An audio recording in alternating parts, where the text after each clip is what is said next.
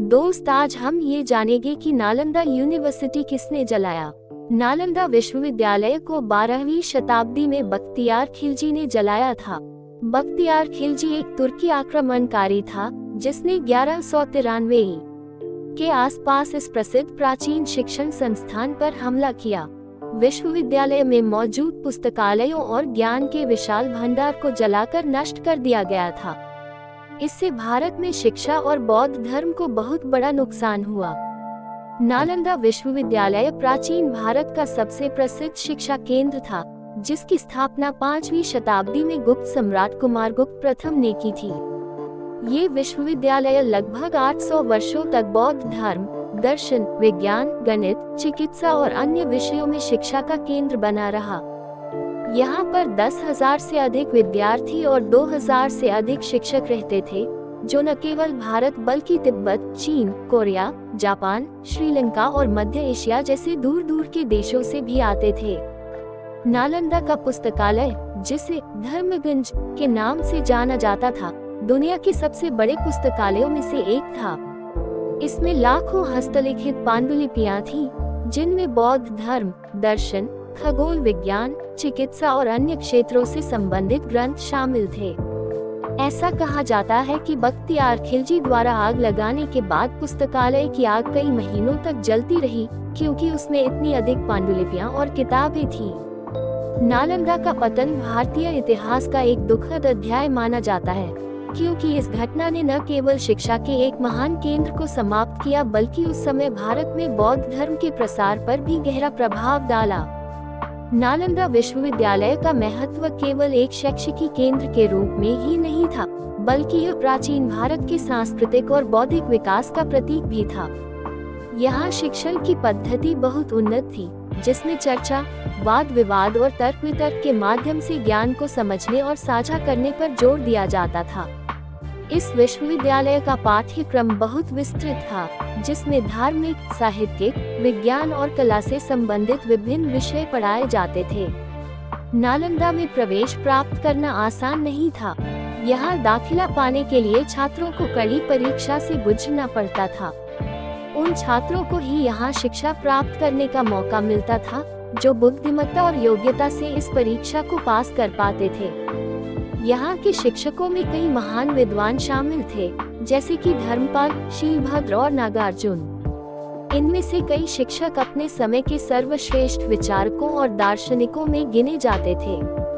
विदेशी विद्वानों और यात्रियों ने भी नालंदा की ख्याति का उल्लेख किया है। प्रसिद्ध चीनी यात्री ह्वेनसांग और इत्सिंग ने नालंदा का दौरा किया था और यहाँ की समृद्ध शैक्षिकी परंपराओं की तारीफ की थी।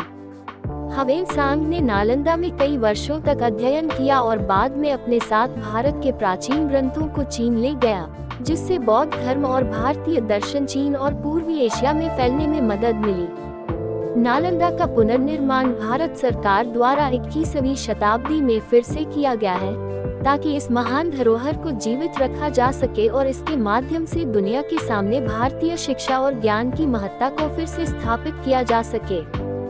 2010 में नालंदा विश्वविद्यालय को फिर से खोलने का फैसला किया गया और आज इसे एक अंतर्राष्ट्रीय शैक्षिकी संस्थान के रूप में विकसित किया जा रहा है। नालंदा विश्वविद्यालय का इतिहास सिर्फ एक शैक्षिकी संस्थान का इतिहास नहीं है, बल्कि यह भारत की सांस्कृतिक और बौद्धिक विरासत का प्रतीक है। नालंदा विश्वविद्यालय का इतिहास जितना गौरवशाली है, उतना ही इसके खंडहर भी कई रहस्यों और कहानियों को समेटे हुए हैं। नालंदा सिर्फ शिक्षा का केंद्र नहीं था, बल्कि यह वास्तुकला और स्थापत्य कला का अद्भुत उदाहरण भी था। यहाँ की इमारतें लाल ईंटों से बनी थीं और इनमें कई मंजिला शैक्षिकी भवन, छात्रावास, मठ, विहार, मंदिर और विशाल स्तूप थे। विश्वविद्यालय परिसर लगभग 14 हेक्टेयर क्षेत्र में फैला हुआ था और इसमें कई जलाशय, उद्यान और पुस्तकालय भी थे। नालंदा की वास्तुकला बौद्ध धर्म के गहरे प्रभाव को दर्शाती थी। यहाँ कई स्तूप और मंदिर थे, जिनमें भगवान बुद्ध की विशाल प्रतिमाएं थीं। नालंदा का सबसे प्रसिद्ध स्तूप सारिपुत्र स्तूप है, जिसे बुद्ध के प्रसिद्ध शिष्य सारिपुत्र के सम्मान में बनाया गया था। ये स्तूप आज भी नालंदा के खंडहरों के बीच एक महत्वपूर्ण स्थल है। विदेशी यात्रियों का दृष्टिकोण। चीनी यात्री ह्वेनसांग ने नालंदा के बारे में बहुत विस्तृत विवरण दिया है। उसने लिखा कि नालंदा में अध्ययन करने के लिए छात्रों को पहले कठोर परीक्षणों से गुजरना पड़ता था और केवल सर्वश्रेष्ठ छात्र ही प्रवेश पा सकते थे।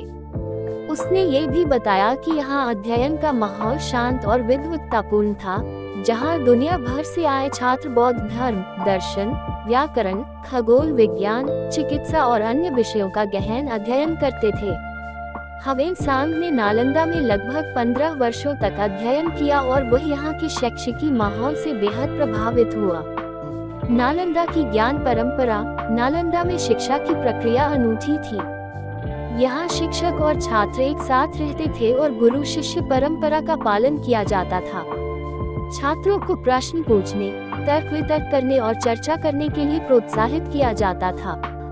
ज्ञान को यहाँ सिर्फ किताबों तक सीमित नहीं रखा जाता था, बल्कि उसे जीवन का हिस्सा माना जाता था।